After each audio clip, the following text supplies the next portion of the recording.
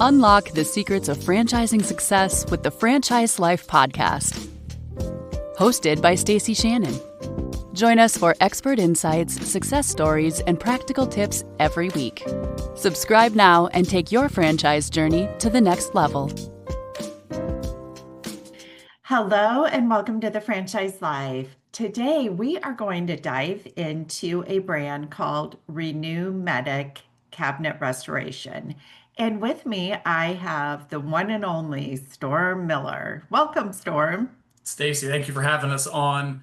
Always a great time catching up with you, and excited about the newest launch of 𝐟𝐸∞'s next big home service brand. I love it. So where were we? We were in, I think, Charleston when I really got hooked on this brand. Because there's a lot of cabinet brands out there, and really you need to have a differentiator to really stand apart. And so that is why I got hooked and was interested to have this call with you today. So without further ado, give us a high-level overview of what 𝐟𝐸∞ is. So to your point, Stacy, the kitchen cabinet manufacturing and frankly kitchen design space in franchising is competitive, right? There's a lot of brands out there that do it, but that's not the space that we operate in. 𝐟𝐸∞ actually operates in what we call the DR space, but most people know it as disaster restoration, right? We actually think that we represent a cross section of the DR industry that we call CR, and it's cabinet restoration. And it's a much larger component to the DR space than most people give it credit for. But whereas certain brands will go out there and go after full-on kitchen renovations, that's not what we do. We focus on kitchen cabinet restoration, and we focus on homes that are suffering from water and fire loss events. And basically what we have the capability to do is to go into those homes whenever there's water or fire damage in a kitchen. We prop up countertops, we surgically remove damaged cabinets, we get them back into our shops where we rebuild these boxes, we refurbish and restore the cabinets, we custom color match, we custom stain match, and we head back out for reinstallation of kitchen cabinets and bathroom cabinets normally within 3 to 4 weeks. So we plug in with disaster restoration companies all over the country. A lot of our business is insurance company referred, and we are focusing on cabinet work that no other brand in franchising is going after. And frankly, the mom and pop independent cabinet manufacturers, they don't have the time to do this work. So it's a really nice industry that we operate in. It's super niche. I guess it could be considered super niche, but you were in that room in Charleston when I asked the question of every consultant in the room, hey, how many people have had water damage in their homes? Almost the entire room raised their hand. Right.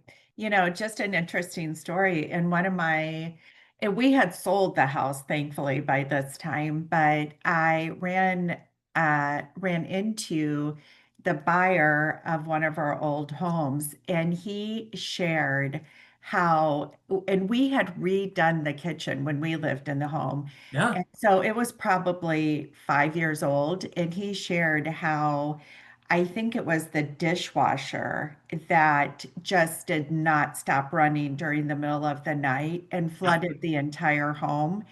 And they had to replace all the lower cabinetry.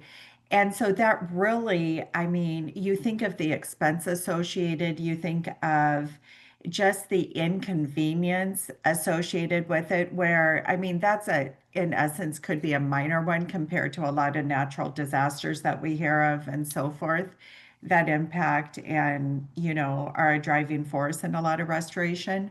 But you also talk about displacement of people out of their homes. And so that was one of the things that I thought was really cool was you can do these restorations and allow people to stay in their home still. Yeah. Yeah, it's a big differentiator for us. And it's why insurance companies love to work with us. It's why mitigators love to work with us. And when homeowners find out what it is that we're capable of doing, it's why they let 𝐟𝐸∞ into their kitchen, right? So when we go in and we remove these damaged cabinets and get them back into our shops. The big thing here is we use our own custom braces to prop up the countertops. And by propping up the countertops, you save them, and you tend to save the backsplashes as well. And then we'll make sure that the appliances in the kitchen stay plugged in. So we keep the kitchens functional. And because this work only takes us normally anywhere from 3 to 4 weeks, we head back out for reinstallation. We return life to normal for homeowners pretty quickly. But for families that may have young kids, displacement is difficult, right? If you're living in a nice home, right? We're talking 3, 4, 5,000 square foot home, and you have water damage in your kitchen that's going to lead to displacement. The insurance company is actually responsible for finding you another home of similar size.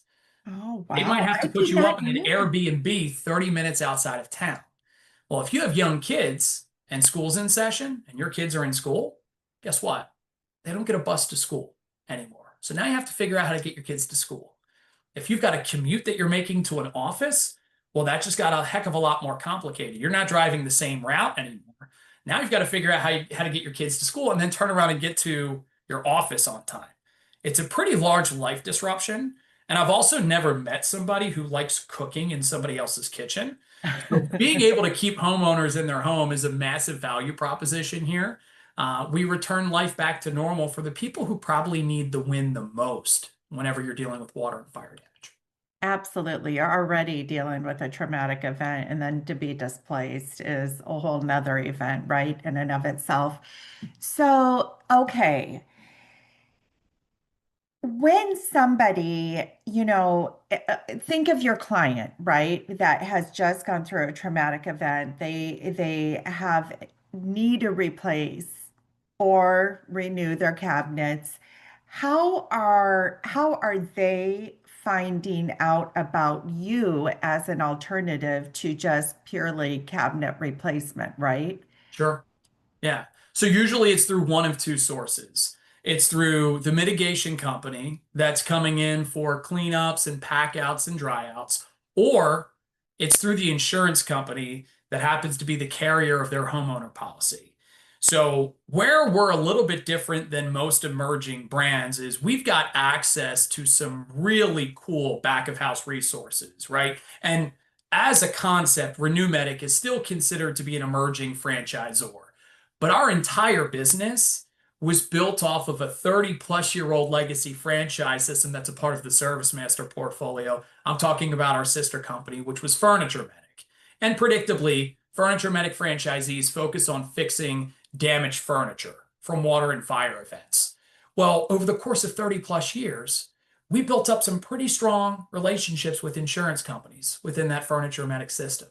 Some of those FurnitureMedic franchisees started to shift their focus from damaged furniture to damaged cabinets, started to build way more scalable operations. And the executive leadership group looked at that, recognized there was an entirely different business present within that system. They decided to bifurcate the FurnitureMedic system and rebrand under a name that effectively better described the service that we were providing, which was RenewMedic. So we already have relationships with 5 of the 10 largest insurance carriers in the homeowner policy space here in the United States. And right now, over 50% of our system-wide revenue is referred directly to our corporate locations and our franchise branches directly by the insurance companies. So people find out about us through their homeowner policy and whoever the carrier is of that policy. And then our franchisees will also get out there and network with different disaster mitigators and restoration companies. I think the biggest misconception about that space is that if they're doing disaster restoration, they might have a 7,500 square foot warehouse with CNC machines and edge banders and cabinet carpenters, and they're rebuilding people's cabinets. They're not. They're subcontracting it out. And we can be that singular solution for every single one of those disaster restoration concepts in somebody's market. We will be their subcontracted cabinet guy. And we help save the insurance companies a ton of money. We help the mitigation companies get off these tickets a little bit faster. By doing that, they're a little bit more apt to get referred their own work through insurance companies that they've created relationships with. So everybody wins when RenewMedic is a part of this equation. So, Storm, that kind of leads into a question I had. I mean, in the home services space, generally, we see a little bit more modest investment level, Mhm. maybe under 250,000, 300,000. The total investment for Renew Medic is between 423,000 and 734,000. Yeah. So that begs the question, and I think you kind of already leaned into what the answer is. Yeah. But a large part of that investment then is setting up a restoration facility in essence. I would think in Yeah. maybe warehouse space or what have you. Exactly. So can you talk through really what that looks like from a financial perspective and also a real estate perspective? Yes, absolutely. So to your point, we run a workshop. And again, this is where we're a little bit different than the disaster restoration space, right? The DR space is great to be in, but that's a 24/7, 365 type of operation, right? Disaster mitigators get calls at 2, 3, 4 o'clock in the morning, have to go and find a home with water and fire damage. And that's not what we're doing here. We're running what's effectively a custom cabinet manufacturing shop. So we need at least 7,500 square feet of light industrial flex space. If you go the multi territory approach, you might need a little bit more than 7,500 square feet. Like we have some branches that are 10, 12, 14,000 square feet servicing very large trade search areas. But to your point, there's a pretty broad range from the initial expense to the high-end expense within that item 7. And there's 4 big line items in there. One is the franchise fee. I can address that for you in a minute. The second is the equipment package, right? Equipment could run anywhere from $153,000 all the way up to $250,000. There's ways to start with smaller equipment packages and then slowly progress what you bring into your shop as volume starts to increase, right? But typically people are starting with a CNC machine to cut wood. They're starting with an edge bander so that they're not having to manually put finished edges on unfinished pieces of wood.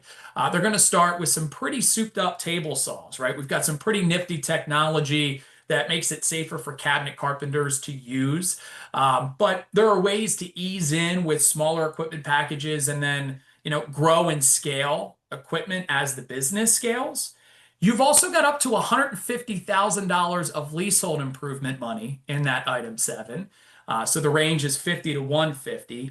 And that does look a little bit funny to most people at first because, again, we're going into light industrial flex space, right? These are warehouses. They're not consumer facing.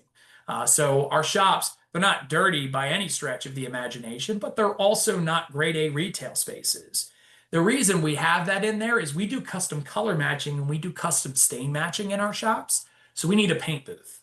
And paint booths are not inexpensive to install.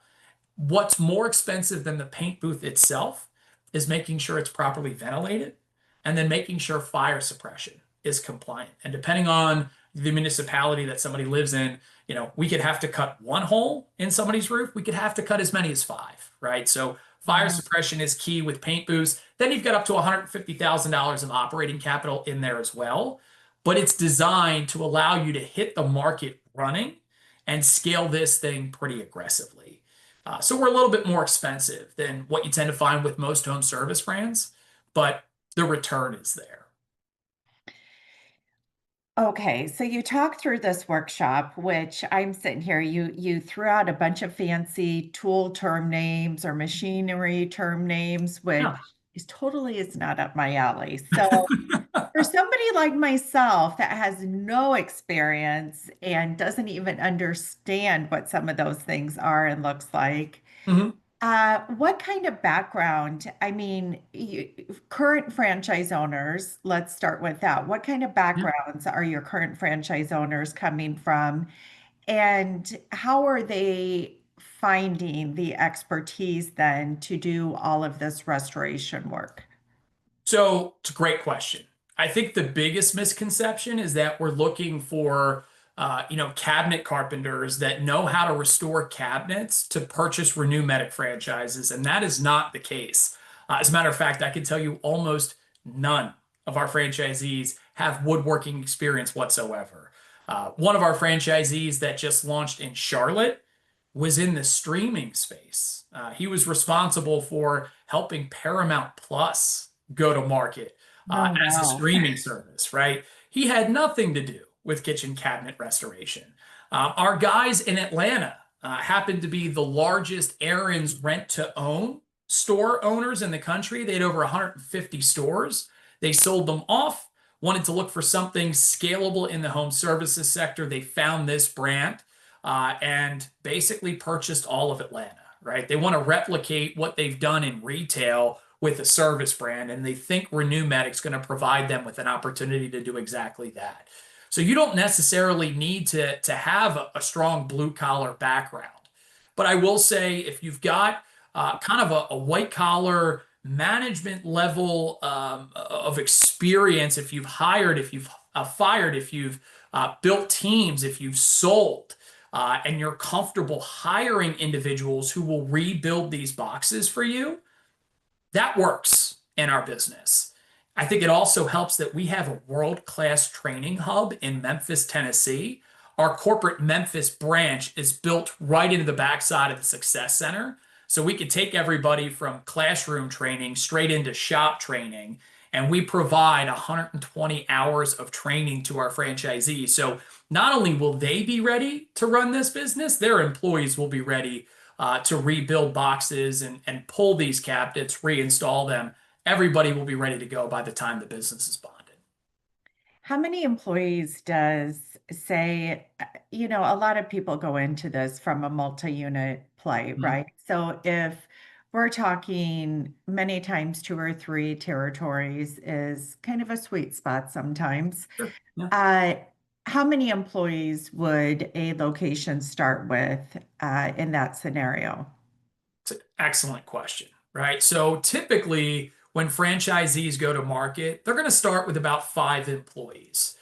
They'll have a finisher who's responsible for all of the custom color matching, custom stain matching, cleaning up little gashes and little nicks on doors and cabinets. They'll have a cabinet carpenter who also uses this CNC machine. And to kind of explain what a CNC machine does, when we pull cabinets out of somebody's kitchen, we could take dimensions on those cabinets, send it to a cabinet carpenter who would look at a sheet of wood and say, hey, I'll figure out how many pieces of this cabinet I can get out of the sheet of wood. Or they could take those dimensions, plug it into a CNC machine that uses artificial intelligence and moves these pieces around on a sheet of wood. And instead of cutting 3 pieces out of a sheet of wood, the CNC machine will get 6. And then it custom cuts it all for us. That way the cabinet carpenters can just focus on rebuilding the boxes. So that's what your cabinet carpenter is going to do in the shop all day long. And then you have a couple of techs that are responsible for emergency cabinet removal as well as installation.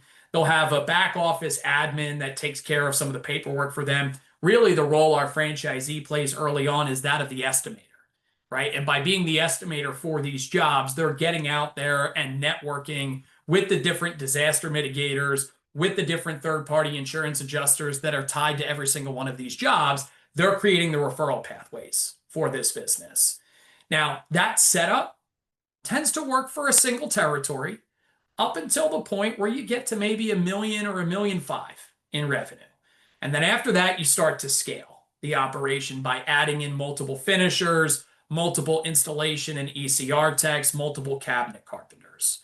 But, the way that we have designed these territories, each individual territory is designed to allow franchisees to generate multiple millions of dollars in revenue.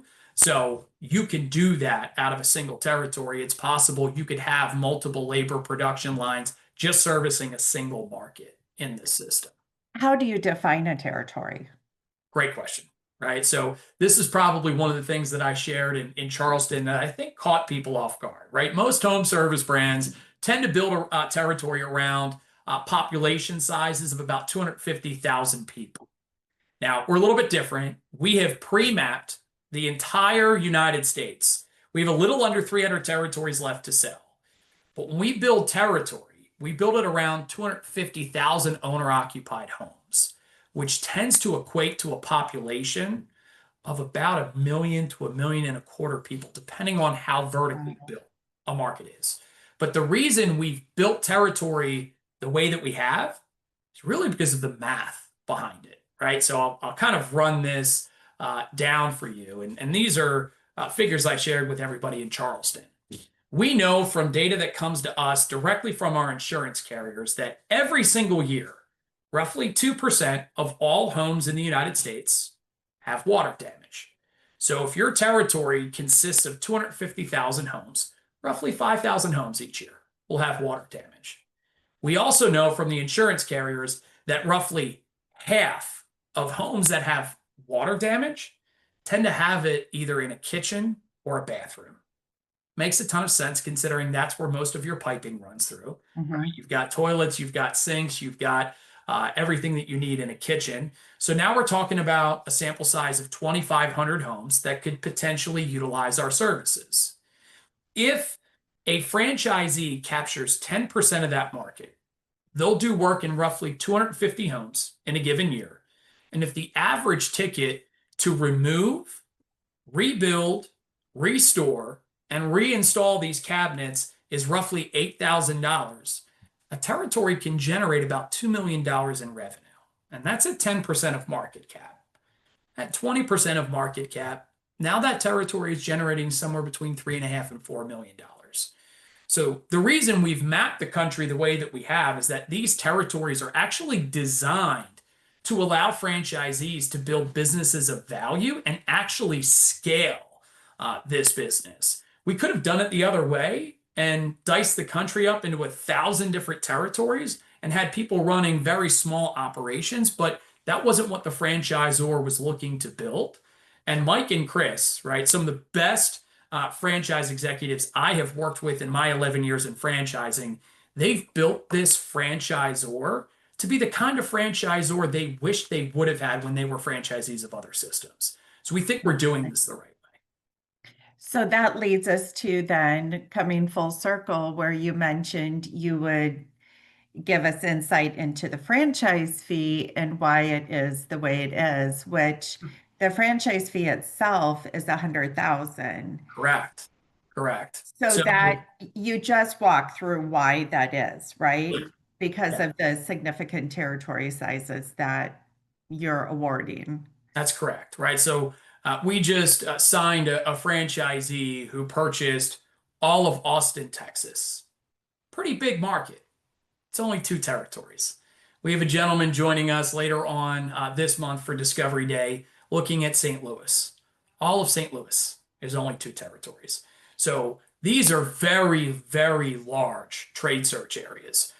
We have a full P&L from a franchisee in our item 19 who last year was servicing just 2 territories in Denver, Colorado, running a very large operation, right? That franchisee has since come back. He purchased the rest of Eastern Colorado. He now basically services everything east of the Rockies in his state, wants to continue to grow and scale this thing. So our franchise fees are slightly higher than what you find with most home service brands. They're about double what you tend to find.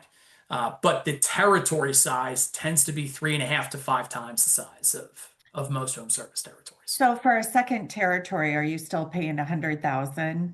We're not, right? So Okay. it's $180,000 on 2 territories. By the time you get to 3, you're down to $225,000, which comes out to about $75,000 per territory.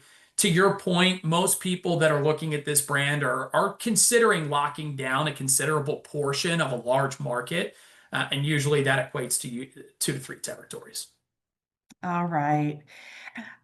So that leads us then just to kind of come full circle and wrap up to the item 19 and the financial opportunity. So you've laid the foundation. These are large, scalable businesses. And you've already have franchise owners coming into the system that are buying out entire cities or metropolitan areas, which is pretty impressive and provides a ton of opportunities. So what can you share with us, Storm, from an item 19 standpoint? Yeah, so just for example, right? We just talked about the two territory operation in Denver that Joe was running last year. In the 2024 calendar year, Joe grossed about $5.86 million in revenue, and his EBITDA on that was over $1 million, right? It's a very large operation. He has some help running it, so he's not running the day-to-day himself. He employs some managers in some different strategic areas of the business, but is running a truly scaled version of a RenewMedic. And Joe was also the gentleman who came back at the end of the year and purchased the rest of the eastern half of Colorado, right? So he recognized the opportunity here to control basically everything from Fort Collins all the way on the north side of the state, all the way down to Pueblo in the south. But the idea was by controlling all of eastern Colorado, he might be able to take a seven-figure operation to an eight-figure operation, right? And now he's starting to trend in that direction, which is excellent. And Joe's not the only multi-million-dollar operation in the system. We've got four corporate branches that are all ticking along at million-dollar or multi-million-dollar run rates. The model itself has been proven out. Our biggest difficulty now actually has nothing to do with supply or technology or labor. It's actually getting people into markets. And it's because the relationships we share with some of the insurance companies, we've actually had to turn down work that's been sent to us by some of these major players just because we don't have franchisees in the vicinity to service the jobs. So my goal is to help these guys. And obviously, we do this with your help, and you do a great job of really understanding who our franchisees are, what makes them successful, and connecting us with great candidates. We tell everybody, call Stacy first, make sure that we've got territory available and that this is going to be the right fit for you. But our goal is to put strong operators in great markets, continue to service these jobs that are already being referred by the insurance carriers. And then at the end of the day, our goal is not to just work with 5 of the 10 largest insurance carriers in the country. We want to work with everybody.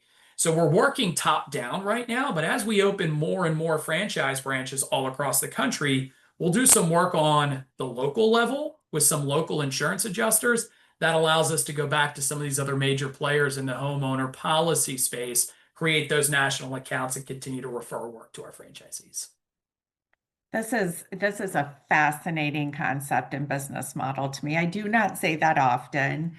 But I'm just thinking of all the opportunity that is out there. And I'm located in South Florida in the Palm Beach County area. And oh my gosh, you just the traditional everyday disasters that can occur aside from the natural disasters, right? Correct. I Correct. mean, this is so prime and so hot for so many areas, and it truly is a need-based business. Absolutely. So, well, with that said, I appreciate your time so much, Storm, and the compliments that you plugged in there. I mean, you can do that all day, every day long. Anyhow, thank you so much. And for anybody that is interested in learning more about RenewMedic, please feel free to reach out to me at Stacy@FusionFranchising.com. Thanks. Have a great day. Thanks for listening. Subscribe for more on the franchise life.